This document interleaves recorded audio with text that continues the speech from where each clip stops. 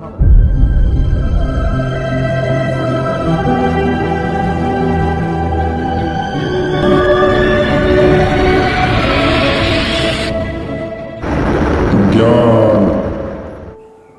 प्रियजनों, मैं आचार्य रमेश भारद्वाज आप सभी लोगों के समक्ष एक बार पुनः पितृपक्ष से संबंधित रहस्यमय शास्त्रोक्त एवं प्रमाणित जानकारी लेकर आपके समक्ष उपस्थित हुआ हूं।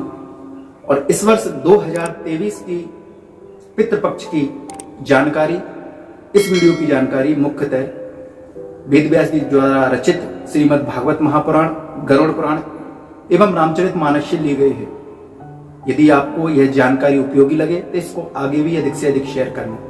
मित्रों, मनुष्य जीव जन्म लेते ही 3 प्रकार के ऋणों से ऋणी हो जाता है, देव ऋण, पितृ ऋण एवं ऋषि ऋण, जिसमें पितृ ऋण सर्वोपरि बताया गया है हमारे धर्म और ग्रंथ शास्त्रों में। इसलिए पितरों के इस ऋण को चुकाने के लिए हमें पितृपक्ष में दान, तर्पण, श्राद्ध आदि कर्म करने का विधान बताया गया है। तो ये सारी क्रियाएं हमसे, हमारे सनातन धर्म से जुड़ी हुई और ऋषि मुनियों की यह परंपरा है जो आदि से अब तक चलती आ रही है।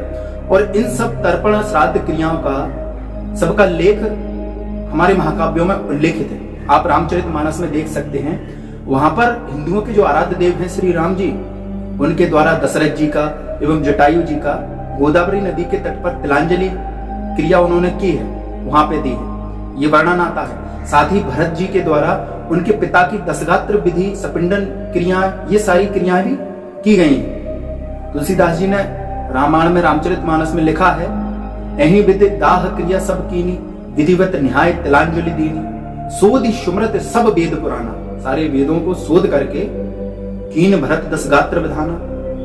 तो हमारे ये परंपरा है, इसलिए सभी को श्राद्ध पक्ष में तिलांजलि, तर्पण, श्राद्ध जो भी है वो सब कुछ करना चाहिए। अब सर्वप्रथम बात करते हैं कि पितृ होते कौन है, कैसे दिखते हैं, उनका शारीरिक संरचना कैसी होती है। तो हम गरुड़ पुराण की अगर बात माने तो उसके अनुसार एक ऐसा अति सूक्ष्म शरीर जो कि आत्मा अपने भौतिक शरीर छोड़ने के पश्चात में धारण करती है, उसको ही प्रेत कहते हैं।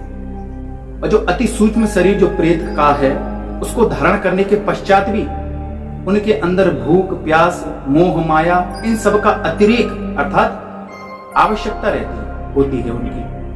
इसलिए जो हम सपिंडन क्रिया करते हैं, उनके निमित्त एवं पारिवारिक सदस्यों के द्वारा दशगात्र विधि, सपिंडन क्रिया आदि जो 10-12 दिनों के अंतराल में की जाती हैं श्राद्ध करने के पश्चात में, वो जो प्रेत शरीर है उसको पितरों से मिलाया जाता है सपिंडन क्रिया करके। परंतु कुछ प्रेत ऐसे होते हैं जो दशगात्र, सपिंडन सारी क्रियाएं श्राद्ध करने के पश्चात भी वह नहीं जाते हैं। तो ऐसी योनि में वो प्रेत होते हैं जो या तो किसी दुर्घटना से मृत्यु को प्राप्त होते हैं, फांसी इत्यादि लगाकर मृत्यु को प्राप्त होते हैं। तो उनकी कुछ इच्छाएं, कुछ मनोकामनाएं जो रह जाती हैं, तृष्णा जो रह जाती है, तो वो यहाँ पर बने रहते हैं। अधिकतर जो प्रेत होते हैं वो इन सारी क्रियाओं के बाद में, पितरों में उनको सपिंडन क्रिया के बाद में मिला दिया जाता है और वो पितृलोक को चले जाते हैं। वहां पर जाकर के उनको सत्य का ज्ञान हो जाता है।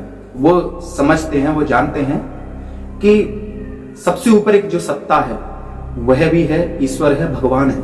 वहां जाके वो किसी को ना परेशान करते हैं। परंतु जो प्रेत हैं, कभी कभी कोई प्रेत जो होते हैं वो चाहत और इच्छा के अनुरूप परेशान भी करते हैं और वह श्राद्ध, सपिंडन क्रिया करने के पश्चात में नहीं जाते हैं, बहुत से यहीं रहते हैं। और उनकी जो आयु होती है वो भी कई गुना रहती है। जैसे किसी की आयु 100 वर्ष है, निश्चित है, परंतु वो दुर्घटनावश या तो आत्महत्या करके या कुछ भी कार्य करके 30 वर्ष की उम्र में ही मृत्यु को प्राप्त हो जाता है। तो उसकी बाकी की जो 70 वर्ष की वो आयु है वो उसको प्रेत योनि में भुगतनी पड़ती है।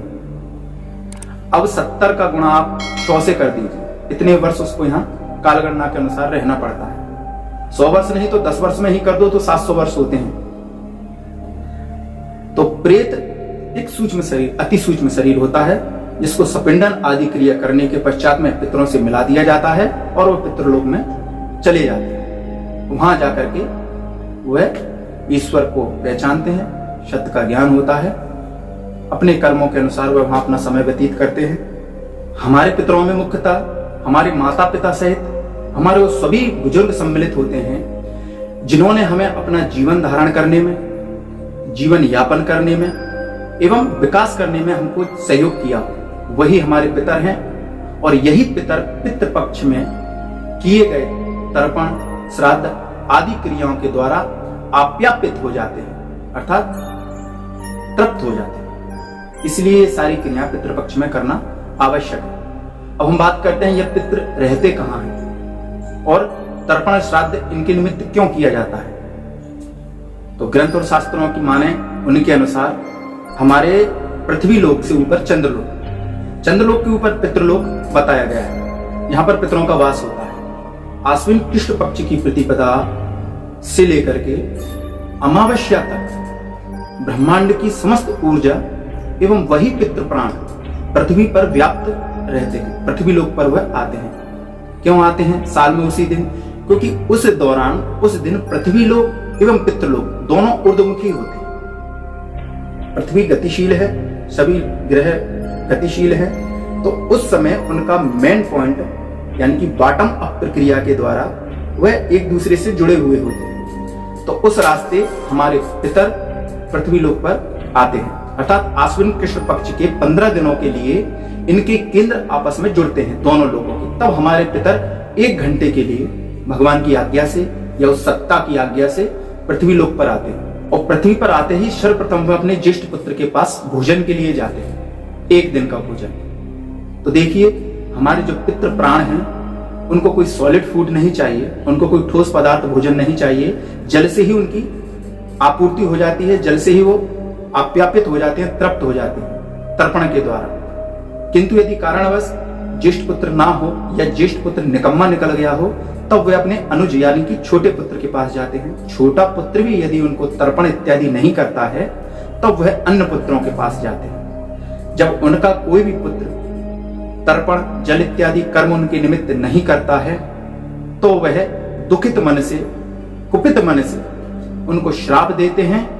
और आश्विन कृष्ण पक्ष की अमावस्या अर्थात 15 दिन के पश्चात में वह जिस रास्ते से आए थे उसी रास्ते पे ऊपर की ओर अपने लोक में चले जाते हैं। उसका कारण यह है कि पृथ्वी गतिशील है, तो जब उनका मेन पॉइंट जब मिला होता है तब वह आते हैं। 15 दिनों के पश्चात ये मेन पॉइंट खिसक जाता है, इनकी दूरी एक दूसरे से अलग हो जाती है। तो अमावस्या के दिन पितरों को वापस जाना होता है और वह उस दिन वापस चले जाते हैं।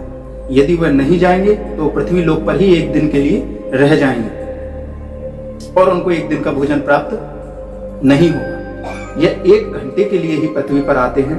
और यदि ये अमावस्या के दिन नहीं जाएं अपने लोक में, तो उनको 1 दिन काल गणना के अनुसार 1 वर्ष तक यहीं रहना पड़ेगा। श्रीमद् भागवत महापुराण में वेद व्यास जी ने काल गणना बताई है कि 2 अणु से मिलकर के एक परमाणु का निर्माण होता है। 3 परमाणुओं से एक त्रिशुराणु बनता है, जिसको हम धूल का कण भी कह सकते हैं, जो कि नग्न आंखों से दिखाई नहीं देता है।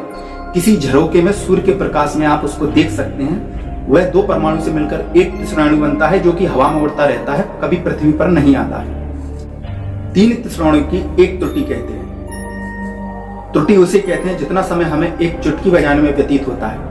इस तरह से 100 चुटकी बजावे तब जाकर के एक वेद होता है। 3 वेद का एक लब होता है, 3 लब का एक निमेष होता है, 3 निमेष का एक क्षण कहलाता है। 5 क्षण की एक काष्ठा बनती है और 15 काष्ठा से एक लघु का निर्माण होता है एवं 15 लघु की एक नाड़ी होती है और 2 नाड़ियों का एक मुहूर्त होता है। इस तरह से 6 या 7 नाड़ी मिलकर के एक पहर या याम का निर्माण करती है।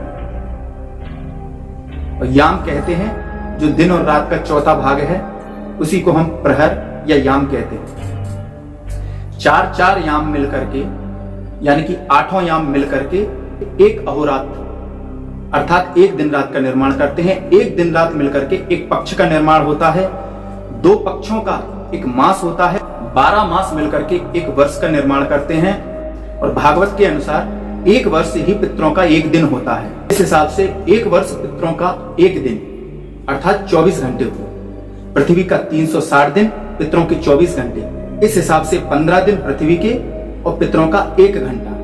इसीलिए वो एक पक्ष में 1 घंटे के लिए पृथ्वी पर आते हैं, अर्थात 15 दिन पितरों का 60 मिनट। इस हिसाब से प्रतिदिन 1 दिन में 4 मिनट पितरों को प्राप्त होते हैं। अर्थात हम 15 दिन जो तर्पण करते हैं, यदि 1 दिन का तर्पण कर दिए तो उनके 4 मिनट निकल गए, अब बाकी के उनके 56 मिनट शेष बचे। इस हिसाब से हम हमारे पितरों को नित्य श्राद्ध पक्ष में 1 दिन का भोजन देते हैं। साल में जो एक बार आता है वह उनका 1 दिन है। 1 साल उनका 1 दिन काल गणना के हिसाब से बताया गया है।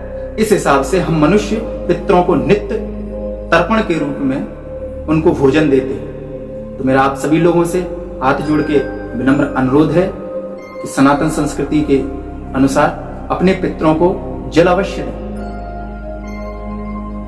केवल जल ही तो देना है, कोई बड़ी बात नहीं है, कोई विशेष कार्य नहीं है। सिंपल, बहुत ही साधारण प्रक्रिया है जल देने की। पितृपक्ष में बस आपको एक कुसा लेनी है, जो कि आपको कहीं भी बाजार में उपलब्ध हो जाएगी। आपके हाथ में बस कुसा हो और 1 लोटे में गंगा जल मिश्रित जल हो, उसमें तिल हो, आप जल देने के लिए तैयार हैं। केवल अपने पितरों का, अपने माता पिताओं का, अपने पूर्वजों का ध्यान करके आपको उनके निमित्त जल देना है और उस जल के माध्यम से ही उनको ऊर्जा और भोजन प्राप्त हो जाता है और वो प्रसन्न होकर के अपने लोक को जाते हैं। इसीलिए हर साल यह पितृपक्ष आश्विन मास के कृष्ण पक्ष की प्रतिपदा से प्रारंभ होकर के और 15 दिवसीय अमावस्या तक मनाया जाता है। आशा करते हैं आपको यह जानकारी अच्छी लगी होगी। यदि जानकारी अच्छी लगी हो तो इसको आगे भी प्रेषित करें एवं मेरे द्वारा कहीं शब्दों में या कोई भी त्रुटि हो गई हो तो उसके लिए मैं क्षमा प्रार्थी हूं। मिलते हैं अगली बार कुछ नया लेकर के, तब तक के लिए जय श्री महाकाल।